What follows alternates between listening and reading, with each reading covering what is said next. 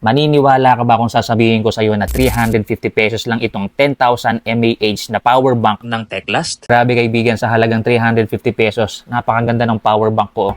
Sobrang liit lang niya, manipis, pero kaya niyang i-charge itong Realme na to ng 2 beses, may matitira pang charge. Dahil ito ay 2 amperes fast charging ito. At yung battery na gamit dito ay high density polymer. Kung full charge itong power bank na to, 4 yung makikita mong ilaw dito. Sobrang sleek nga ng design nito mga kaibigan. Pwede mong dalhin ito kapag ikaw ay sasakay sa eroplano. Kasi sobrang nipis lang. Madaling ilagay sa bag, madaling itago. Hindi magkukonsume ng sobrang space sa bag mo. Meron na nga pala itong Type-C port nandito. Micro USB rito. At yung USB port dito.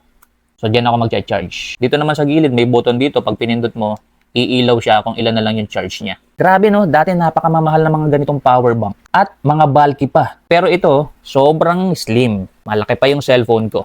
At take note ha, meron itong 10-fold protection. Bagay na bagay ito sa mahihilig maglaro while charging. Maiiwasan mo yung overcharge, over-discharge. Yan ang nagustuhan ko rito. Biruin mo ha, sa halagang 350 pesos, safe na safe yung gadget or cellphone mo na isasaksak mo rito. Ayan o, charging talaga siya. Saksak natin.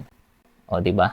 Kaya kung ikaw kaibigan naghahanap ka ng power bank na may protection para sa iyong cellphone or gadget, ilalagay ko dyan sa yellow basket. I-click mo na para maka-order ka na and see you on my next video.